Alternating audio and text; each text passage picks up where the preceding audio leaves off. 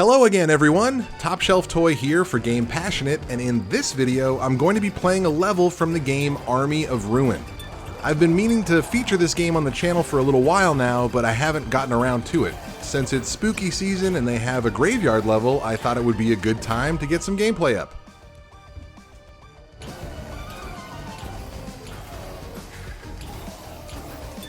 Army of Ruin initially released in 2022 and was developed by Milkstone Studios. You can find it on Steam, Nintendo Switch, Xbox, PS4, and PS5. It's an auto shooter where you guide your hero through countless enemies, gathering weapons, leveling up, and acquiring trinkets that enhance and evolve your abilities. The same principles as the very popular Vampire Survivors, if any of you are familiar with that game.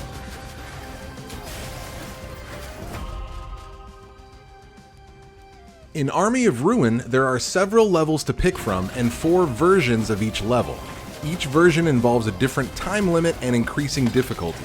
Stage 1 is 10 minutes till the final wave, Stage 2 is 15, Stage 3 is 20 minutes, and the 4th stage is unlimited time. Survive as long as you can.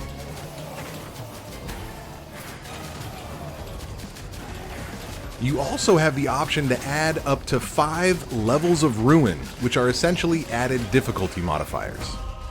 For this playthrough, I'll be featuring the level Graveyard, Stage 3, with Ruin level 5.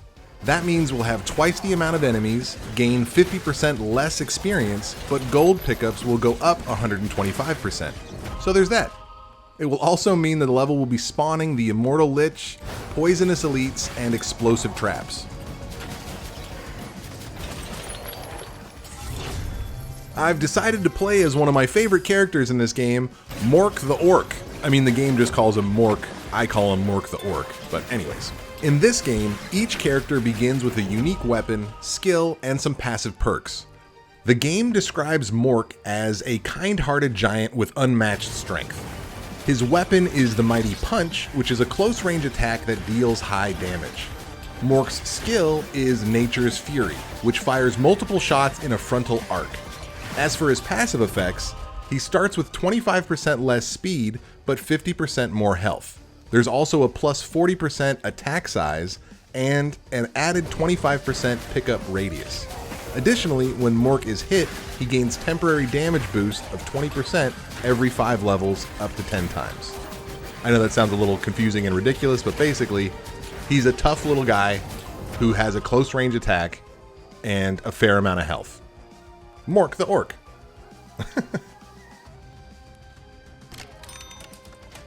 Alright, now that we've got the introduction and basics out of the way, let's just talk about the gameplay that's going on right now.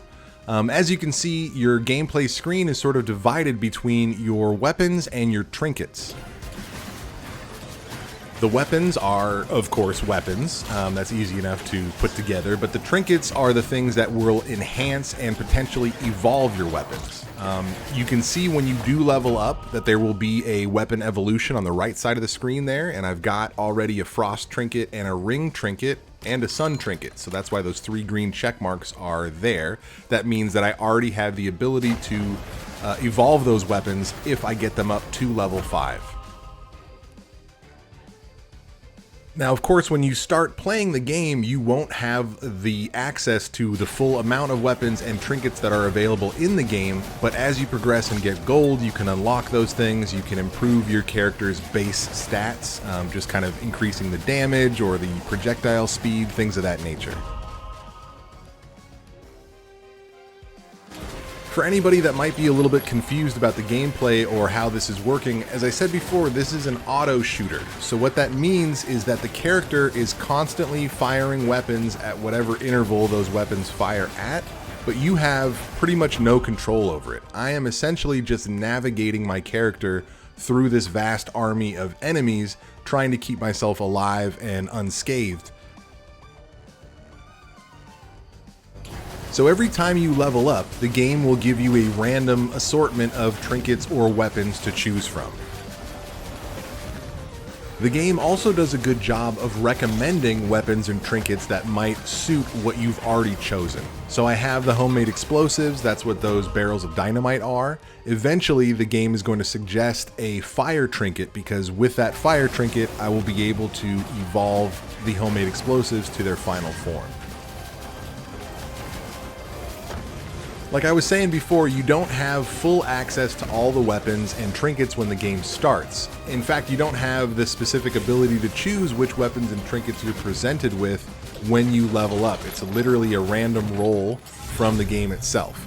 There are a few tools that you can unlock to help you with that if you want to be more specific.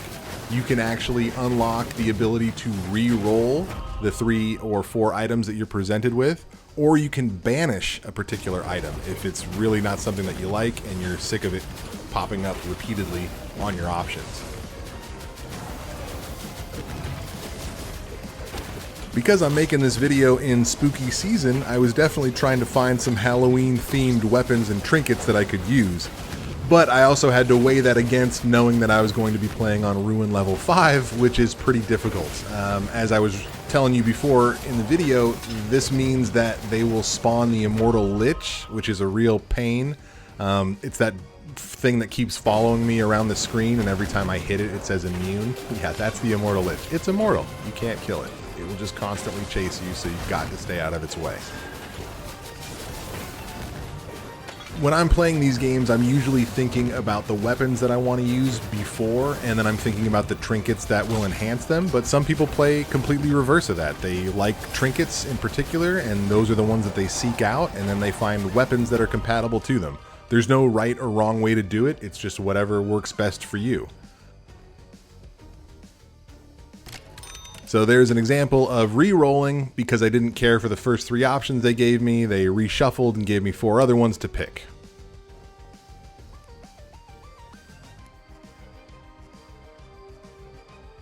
I'm going to go with the shackles here, and not because I have a weapon that needs a leaf infusion. I'm going with the shackles because slowing the enemy down by 15% is actually really valuable. It doesn't seem like a high percentage, but any amount that you can slow them down, especially once you start to see the swarms that are going to come after me in this level, helps quite a bit. The other advantage of the shackles is that if you continue to keep leveling them up, they will increase in strength and slow the enemy down by even more.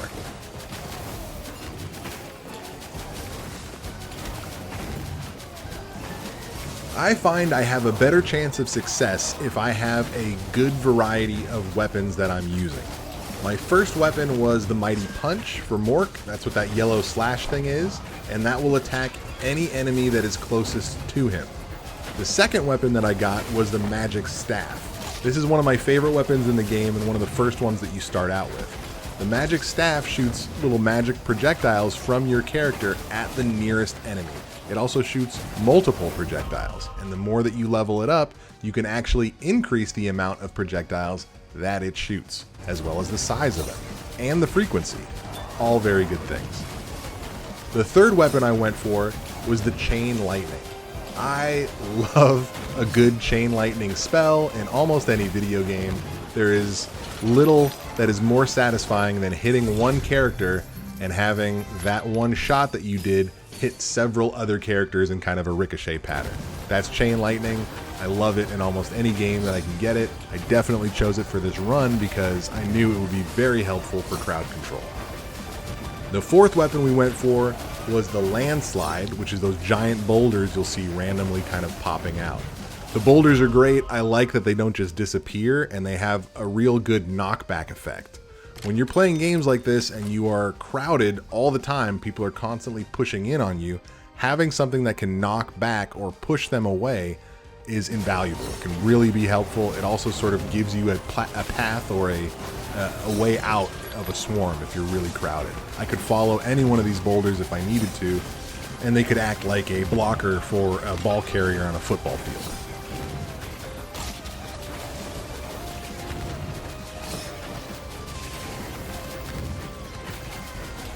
The fifth weapon that I opted for was the homemade explosives. That's what these barrels of dynamite are that keep dropping off of Mork in his wake. They are pretty effective. At first I was a little skeptical about them, but when you level them up and get them more powerful, they are devastating, and they have real good knockback effect as well. The other nice thing is, like I said, you're constantly under pressure in a game like this. I'm constantly being chased, so if I'm just dropping little landmines or bombs behind me, that can be effective to take care of some of the pursuers and, you know, kill some things, so that if I need to double back, I'll have some experience points that I can pick up, because I wasn't just running, I was actually causing damage as I was retreating.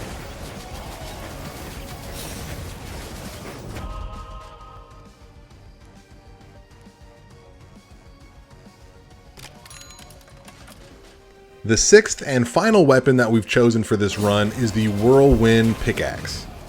The Whirlwind Pickaxe, you can see it on the screen there, it just constantly surrounds the screen, making its rotations and hitting and hurting anything it comes into contact with.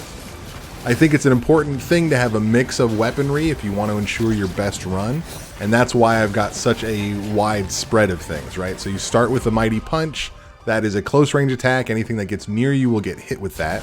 You follow it with something like the magic projectiles. Those are heat-seeking. They'll go and search out anything. Even if nothing's close to you, they will shoot at the closest thing to your character, which is of course helpful. The chain lightning is a great crowd control one. It will zap one character and anything else that's close to it. The landslide, of course, rolls out and pushes people back. The homemade explosives are hurting anything that's following or chasing me. And then the Whirlwind Pickaxe is just whipping itself around the screen, hurting anything that happens to come across it.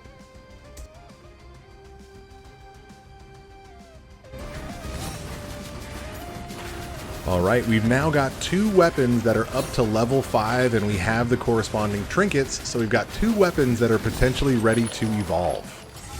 And here we go. First evolution is going to be the Freezing Punch. This evolves the Mighty Punch that used to be that little yellow slash into that big blue slash. You can't even barely see it now because so much other attacking is happening, but trust me, it's much more effective. Any weapon evolved is the weapon that you want. So just to reiterate, to level up a weapon, you need a corresponding trinket. That doesn't have to be a specific trinket to that weapon, but the trinket does need to infuse the type of weapon that you're looking to evolve. That weapon also has to be taken all the way up to level 5, and then you need to find a treasure chest. You can raise the level of your weapon all the way up to level 5, but you will not be able to evolve it unless it's at level 5 and you get a treasure chest. That's what those red crowns were that came out when we evolved the Mighty Punch. The trinkets can really make a big difference in how your run goes. I've chosen a couple of different trinkets specifically for this run, mostly to complement the weapons that I have, but also because they are the trinkets that I like playing with probably the most. So first and foremost, I've got the Enchanted Harp. The Enchanted Harp increases your pickup radius. So if you want to level up in this game, once you kill or slay an enemy, you see these little blue crystals everywhere. If you don't pick up these blue crystals, you don't gain any experience points. And if you don't gain any experience points, you don't level up. So above my time limit here, you can see that blue bar. We just reached the top of it. Boom, level up. Now you can choose which of those three things you want to level up. And then I did.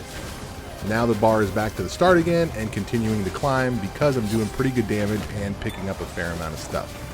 With a bigger pickup radius, you don't have to get as close to the experience crystals in order for them to tractor beam towards your character. The second trinket I grabbed is the Ice Mirror. This is definitely one of my favorite trinkets. When I'm talking about crowd control and just the never-ending horde of constant pressure that this game puts on you, the Ice Mirror is really invaluable because every 25 seconds it'll just freeze everything on the screen. Okay, there goes our second weapon evolution. The Magic Staff has turned into the Miracle Staff, and you can really see those purple pellets shooting off of Mork the Orc much more clearly now. Not only are they bigger, but they also do more damage, and there might even be a couple more than there were before. The third trinket that I picked up is the Forbidden Sword. This trinket is a little bit more tricky. It only comes into effect when you fully maximize it, so you got to take it to level 5, otherwise it's just a paperweight. But when you do take it to level 5, it gives you 1 extra projectile for every weapon and a plus 80% damage increase for every weapon. So I love the Forbidden Sword, although most of the time it's not doing much for me. But when it does, it really takes things up a notch. Having an extra landslide boulder to throw out, an extra bolt of chain lightning, hugely important when you're dealing with really difficult levels.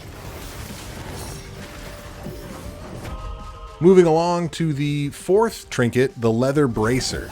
I've always liked the leather bracer. It adds 10% fire rate, which essentially means you're able to shoot more things quicker at the bad guys. And that's always a good thing. Also keep in mind that while the trinkets might start at a low level, if you continue to level them up, they will increase in their effectiveness. So you might start with 10%, but by the end of the match, you might be having a plus 25% increase on your fire rate, and that's a pretty big difference. I already talked a little bit about the 5th trinket when we picked it up, the shackles. Essentially, it slows down the enemy characters. That may not seem like that big of a deal, but when you really start to get mobbed, any amount that they move slower is going to help you out, for sure. Oh man, it looks like we're getting ready to evolve the 3rd weapon. The chain lightning turns into the lightning storm. Excellent. And there's those leather bracers. As you can see, they're at 20%, and if I level them up now, we're going to go to 30% attack fire rate, which is fantastic. That lightning storm, that yellow lightning now instead of the blue, whew, huge amounts of damage, just wrecking all these monsters trying to get close to me. I love it. So that just leaves us with the last trinket to talk about, and that is the Obsidian Crown. The Obsidian Crown is one of these trinkets that gives you a buff, but also gives you a debuff at the same time. So you kind of have to weigh that against what you feel is more important. For the Obsidian Crown, it will add 25% damage to all of your attacks, but it will also take away 10% of your attack fire rate. I'm usually not a fan of items that hurt you and help you, but in this case we've got the leather bracers, which are adding to our attack fire rate, which essentially means that whatever damage the Obsidian Crown is doing, the leather bracers are making up the difference.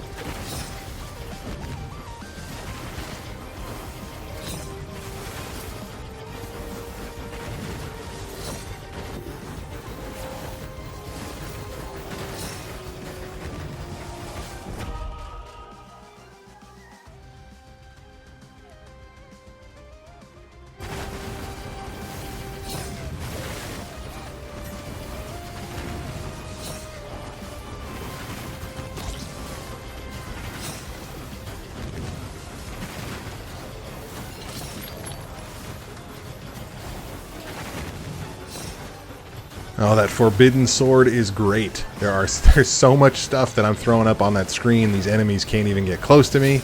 At least, not very easily. And it's lovely.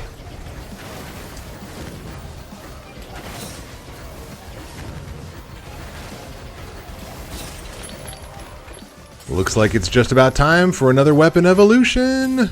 There it is. The Avalanche. Landslide now turns into Avalanche, so instead of these big stone boulders, we're throwing these giant snowballs out. Look at all those things.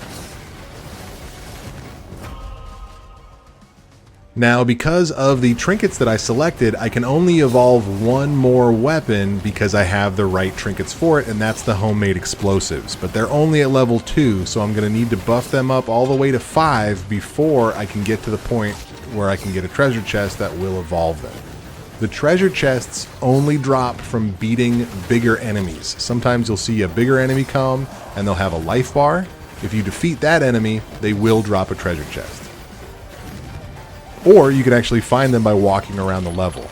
You can sort of see around my character, well, once I pick the next level up here. Let's do Enchanted Harp. Okay, and then if you look sort of around the borders of the screen, you can see these little circular icons. There's a couple crowns to my left and sort of like a star in the upper left there. These are signaling pickups that are on the map currently, and if I can walk far enough over to get to them, I can do something with them. The skull with the eye patch is one of the level's like mini bosses.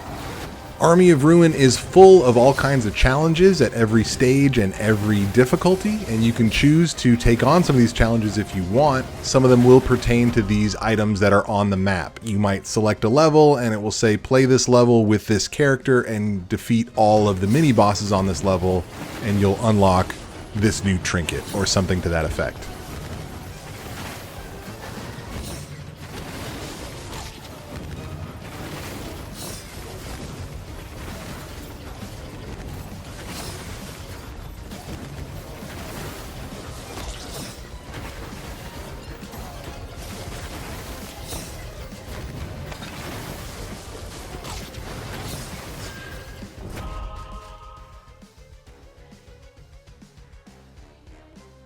You definitely can enhance trinkets by leveling them up, but trinkets do not evolve like weapons do.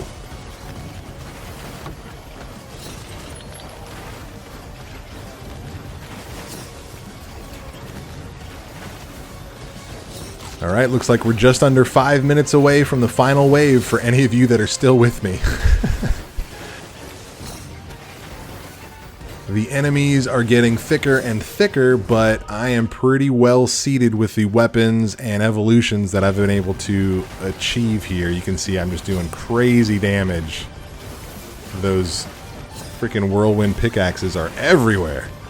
I love it.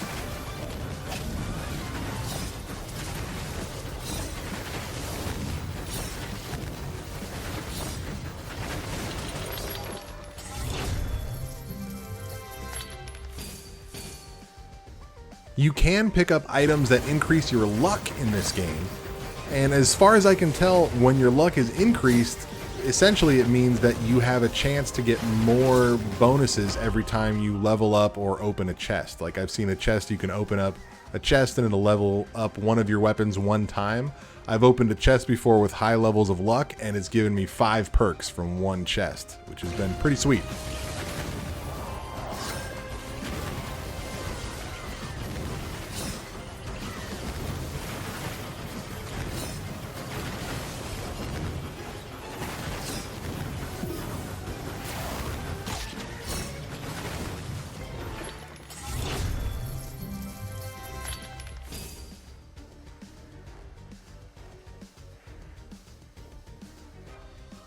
Even though I am pretty buff at this point, it is important that I keep the character moving. Oftentimes you'll think you'll be super strong, you can just stand there and nothing can touch you, but something will push its way through and hurt you. So I am almost always on the move with this game. It's very hard to stay stationary for too long.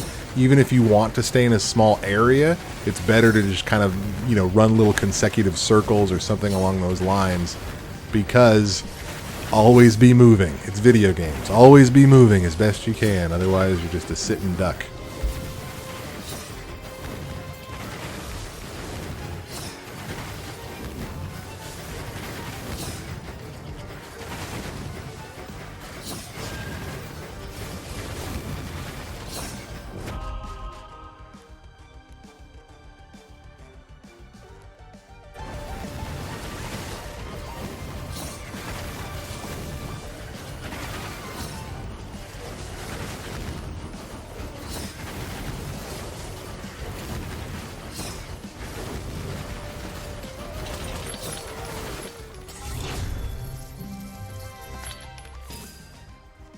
The Obsidian Crown, still increasing my overall damage while decreasing my fire rate, but that leather bracer is overcoming whatever negative effects that Obsidian Crown has.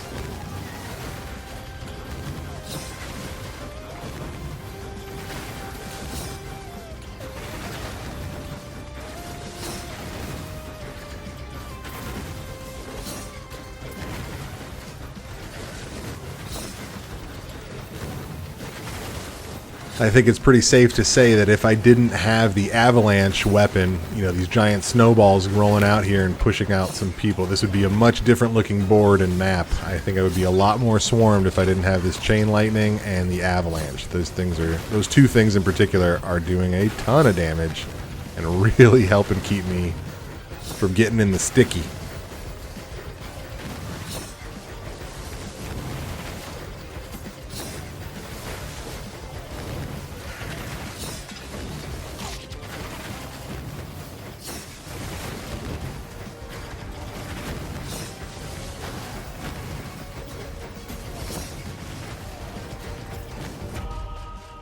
I think I'm definitely going to go for the homemade explosives here, but I'm not sure if there's going to be enough time for me to knock somebody down that's going to drop a treasure chest before the boss comes out in the final wave.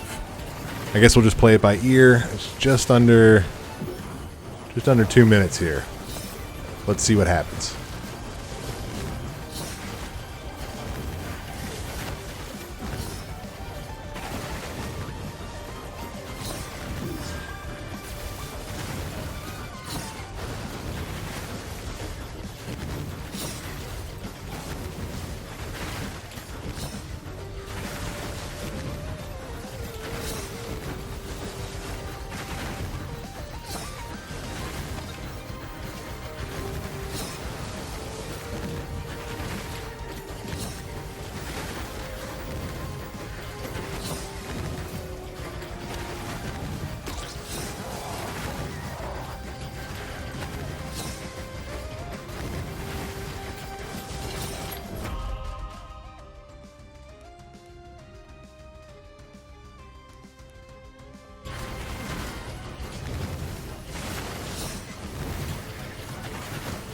Oh man, under 20 seconds left. I don't think I'm going to find somebody to help me. Oh wait, there's a treasure chest up there to the upper right. If that's close enough, maybe I can pick that up. And that will evolve our explosives, and we'll have 5 out of 6 evolved. Oh, here's the final wave. So when the final wave happens, you can see the Gravedigger has come out. I think I'm just going to maybe abandon this. I don't know if it's important enough or not to get it. There he is, the Gravedigger. There's the chest.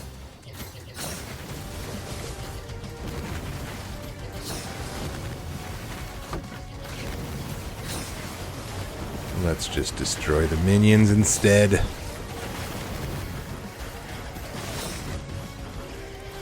There are some levels where there's been a challenge to defeat all the mini bosses, and the time has expired, the big guys come out, and I've just been running from them, trying to get to the other mini boss to take them down before I kill the boss.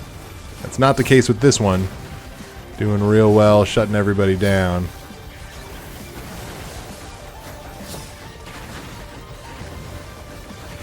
Whatever. Let's just go after and take out the Gravedigger.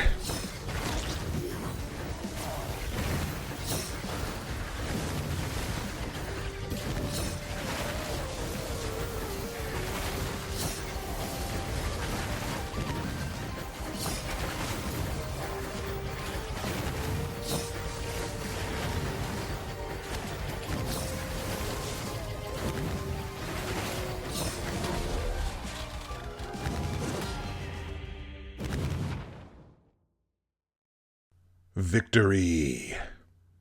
One of the things that's funny about this game is they'll give you a little replay and show you the route that you took and where you picked up stuff and all, if you want to check all that stuff out at the end of each match. Gotta love it.